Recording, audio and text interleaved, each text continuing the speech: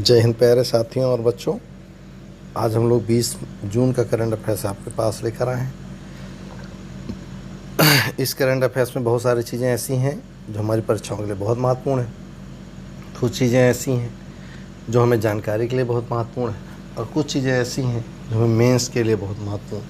तो सारे तथ्यों को हम एक साथ लेकर आए हैं आपके पास, ताकि आसानी से आप तथ्यों को समझ सकें, जान सकें।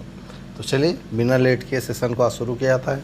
उम्मीद है आपको पिछले सेशन से काफ़ी लाभ हो रहा होगा, और अगर लाभ नहीं हो रहा है तो आपको सोचना होगा कि आपकी तैयारी का स्तर कहाँ तक पहुँचा है। अगर उसमें कोई संशोधन की आवश्यकता है तो आप हमसे मिलें। अगर आप परफेक्ट हैं तो आप आगे बढ़ें, और अगर आप जीरो पर हैं तो आप अपने आप को संशोधित करिए और आगे बढ़ने का प्रयास करिए। चलिए बिना लेट किए आज हम लोग सेशन शुरू करते हैं, और अपना सेशन आज छोटा सा है, बहुत ज़्यादा बड़ा सेशन नहीं होगा। ठीक है, चलिए शुरू करते हैं। तो सबसे पहले तो आपको जवाब देना होगा पिछले प्रश्नों का, और कल का जवाब था हाल ही में चर्चा में रहे किस राज्य में विनायकी नामक हथिनी को लेकर मीडिया में सुर्खियों पर रहा प्रकरण। तमिलनाडु, केरल, महाराष्ट्र, कर्नाटक। तो जवाब है केरल, और इसे जीटीवी ने बहुत ज़्यादा प्रवोक किया था, जिसको लेकर बहुत चर्चा रही विनायकी को लेकर। तो जवाब होगा केरल, है ना। अगला देखते हैं, आर्टिस्टिक प्राइड डे कब मनाया जाता है। तो आर्टिस्टिक प्राइड डे मनाया जाता है 18 जून को। ये हमने कल मिस हो गया था तो उसको हमने आज ऐड कर दिया है। तो आर्टिस्टिक प्राइड डे कब मनाया जाता है, तो जवाब आया 18 जून।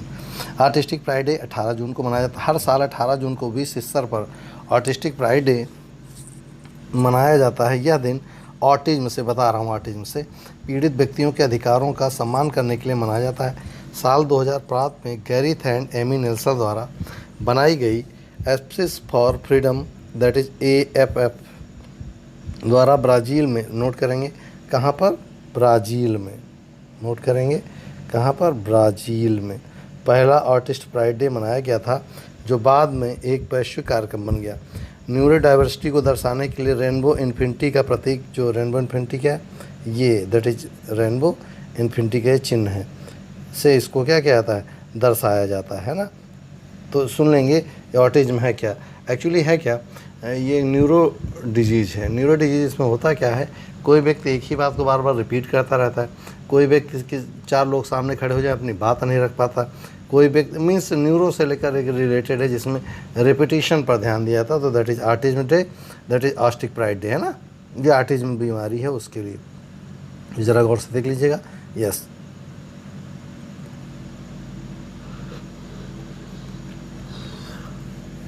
देखने क्या है, MOHUA that is Mahua and SIDBI ने किस क्षेत्र में MOU पर हस्ताक्षर किए।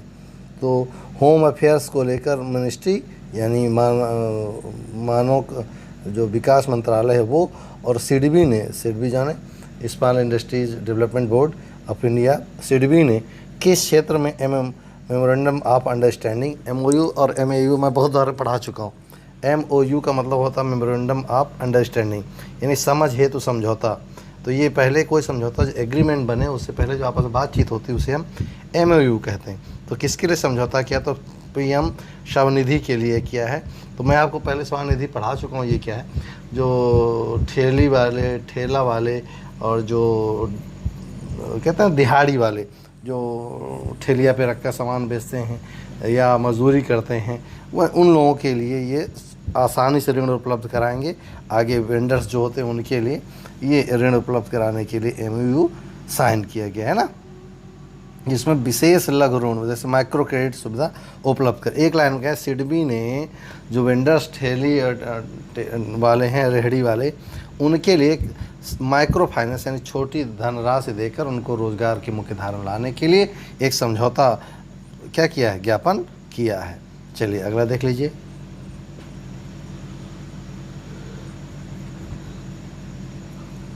ये है कर्नाटका बैंक लिमिटेड। किस बैंक ने कोविड-19 को कवर करने वाली पॉलिसी जारी की है। तो ये जारी की कर्नाटक बैंक ने, जिसमें कोविड, अभी तक कोई भी बैंक ने कोविड-19 को कवर करने वाली पॉलिसी नहीं की, क्योंकि इसमें व्यक्ति की मृत्यु दर बहुत कम थी।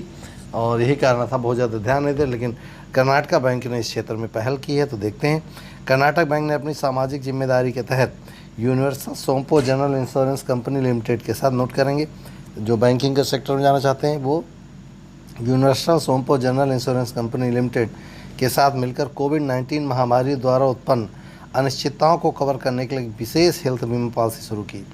इस स्वास्थ्य बीमा पॉलिसी के तहत कोई भी व्यक्ति 120 दिनों की वैधतावधि के साथ 399 रुपये के मामूली प्रीमियम पर कोविड-19 के लिए स्वास्थ्य कवर का लाभ उठा सकता है। तो ये था हमारा कोविड-19 को लेकर, है ना। चलिए देखिए, ब्रिटिश पेट्रोलियम ये चिन्ह है उनका, देखते हैं क्या है इसमें। ब्रिटिश पेट्रोलियम ने भारत में कहाँ पर अपना सर्विस सेंटर खोलने की घोषणा की?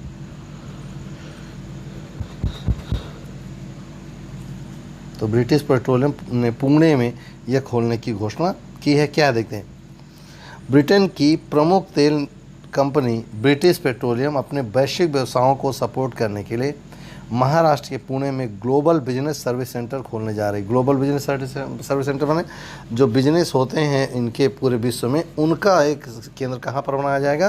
पुणे में। जो ग्लोबल वैश्विक व्यापार सुविधाएं हैं जो किसकी, बीबी की, वह नियंत्रित करेंगे कहाँ से? भारत के महाराष्ट्र के पुणे से।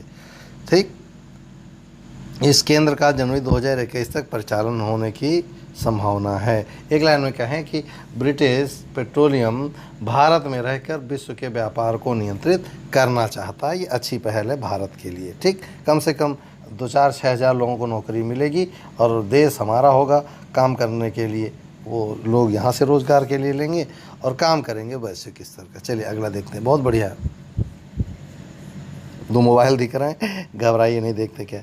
एयरबेंती नामक ऐप किस राज्य सरकार द्वारा संचालित, देखेंगे एयरबेंती नामक ऐप किस राज्य सरकार द्वारा संचालित किया हो रहा है? तो इसका जवाब है मुंबई। किसके द्वारा? मुंबई।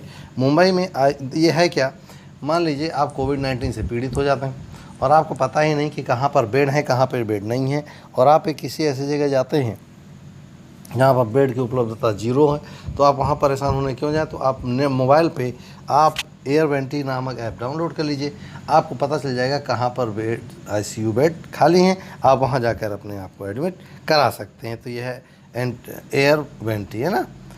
तो ग्रेटर मुंबई नगर निगम ने आईसीयू बेड और वेंटिलेटर से के बारे में जानकारी मुहैया कराने के लिए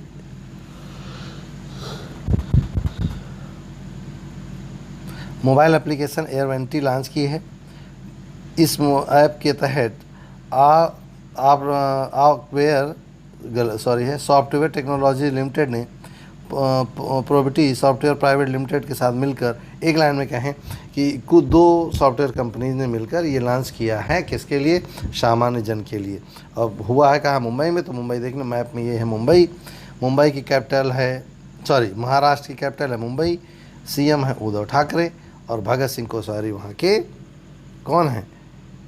यस, राज्यपाल हैं। चलिए अगला देखिए, ठीक है, देख लिए ध्यान से। चलिए, कर्नाटक सरकार ने किस तिथि को, गलत लिख गया है, किस तिथि को मास्क दिवस मनाने की घोषणा की है? फिर नोट करेंगे, कर्नाटक सरकार ने किस तिथि को मास्क दिवस मनाने की घोषणा की है? तो 18 जून को मास्क दिवस कौन मनाएगा? कर्नाटक। अब कर्नाटक के बारे में आज आप ज़्यादा से ज़्यादा लिखकर हमें कमेंट्स बॉक्स में बताएंगे। कर्नाटक सरकार द्वारा 18 जून 2020 को समूचे राज्य में मास्क डे या मास्क दिवस मनाया गया। राज्य में कोविड-19 फैलने से नियंत्रित करने के लिए मास्क, सैनिटाइजर, साबुन, हाथ धोने के बारे में लोगों को जागरूक करने के लिए मास्क दिवस मनाया गया।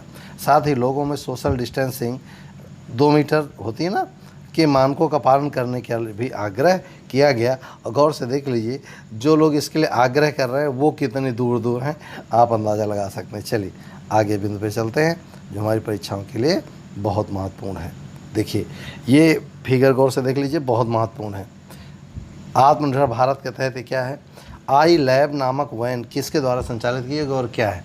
तो आई लैब नामक वैन दिल्ली में केंद्र सरकार द्वारा प्रारंभ की गई है, जिसका उद्देश्य है, इसे शुरू किया डॉक्टर हर्षवर्धन जो स्वास्थ्य मंत्री हैं, इनसे शुरू किया गया है कि इसलिए ग्रामीण क्षेत्रों में जहाँ पर कोविड-19 की जांच आसानी से नहीं हो पा रही, वहाँ पर जांच की संख्या बढ़ाना और लोगों को गांव में ही रोक देना, ताकि ये शहरों में फैलने ना पाए और गांव स्तर पे ही इसको सुधारा जा सके। तो आई लैब नामक वैन प्रारंभ की गई है ना।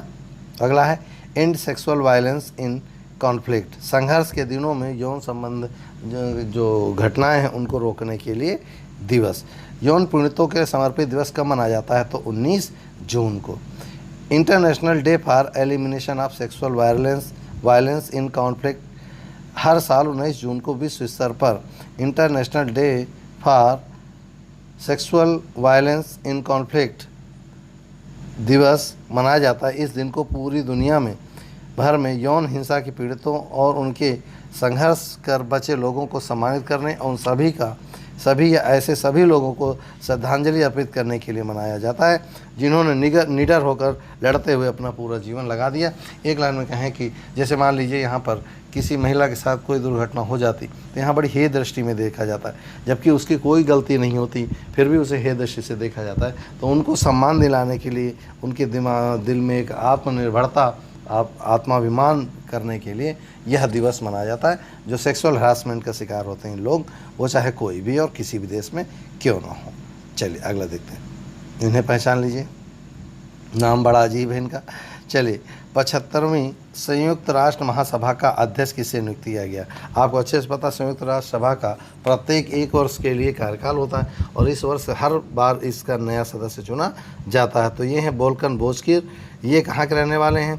तो 75वीं यूनाइटेड नेशन जनरल असेंबली तुर्की के राजनयिक, यानी ये एम्बेसडर हैं तुर्की के। कौन? वोल्कन बोजकिर को यूनाइटेड नेशन महासभा के 75वें सत्र का अध्यक्ष चुना गया। संयुक्त राष्ट्र महासभा का 75वां सत्र सितंबर 2020 से आरंभ होगा। 178 सदस्यों का शामिल हुआ। वह वर्तमान में अध्यक्ष तिजानी मोहम्मद बंदे से पदभार ग्रहण करेंगे। तो ये महत्वपूर्ण था जो हम बिंदु आपके लिए परीक्षा के लिए लेकर आए थे। अब कुछ चीज़ें लेकर आए हैं जो आपकी परीक्षाओं में हमेशा एक प्रश्न बनता है, उसको ज़रा देख लेते हैं। आज मुख्यालय देखना है किसका कहाँ पर। रेड क्रॉस जेनेवा, इंटरपोल जिसे कहते हैं अंतर्राष्ट्रीय पुलिस पेरिस, लियोन शहर है। एशियाई विकास बैंक में कहीं बताया था फिलीपींस की राजधानी मनीला। वन्य जिसे WWF कहते हैं वर्ल्ड वाइड फंड, विश्व वन्य जीव संरक्षण कोष Gland Switzerland. NATO North Atlantic Treaty Organisation Brussels. अंतर्राष्ट्रीय न्यायालय हेग। UNICEF New York.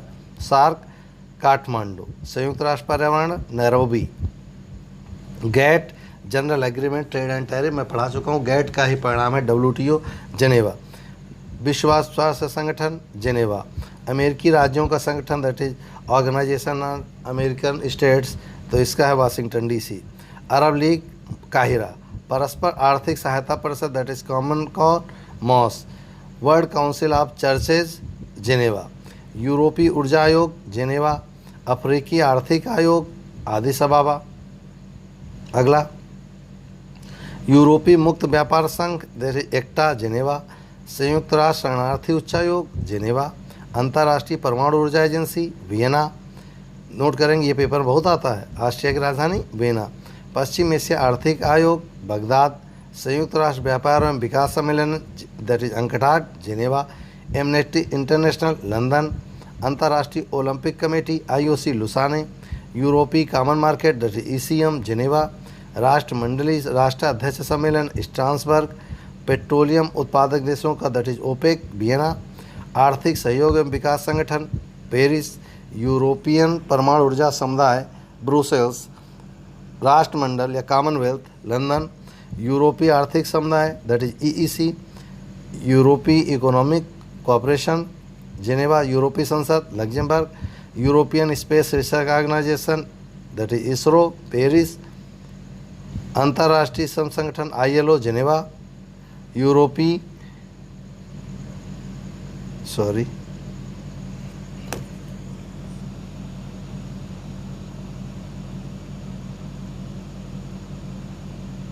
अगला है यूरोपीय परमाणु ऊर्जा आयोग।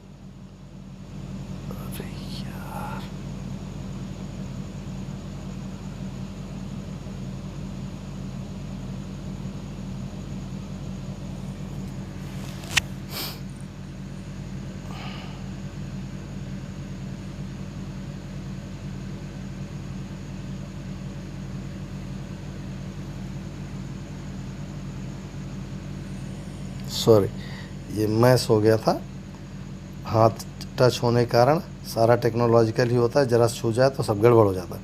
चलिए, यूरोपीय space research organisation that ISRO Paris, अंतर्राष्ट्रीय श्रम संगठन ILO जिनेवा, एशिया और प्रशांत क्षेत्रों का आर्थिक संगठन और सामाजिक आयोग बैंकॉक, अफ्रीकी एकता संगठन आदिस अबाबा, यूनेस्को पेरिस, विश्व बैंक वाशिंगटन DC, अंतर्राष्ट्रीय मुद्रा कोष IMF वाशिंगटन DC, संयुक्त राष्ट्र खाद्य एवं कृषि संगठन FAO रोम। और ये था हमारे महत्वपूर्ण बिन जो आप तक पहुंचाने थे। बीच में टेक्नोलॉजिकल गड़बड़ हो गई है, उसको आप इस तरह से समझ लीजिएगा, पेपर तैयार कर लीजिएगा, उसको देखने की जरूरत नहीं है। जर्मनी के बारे में आप देखेंगे, राजधानी बर्लिन, मुद्रा है यूरो।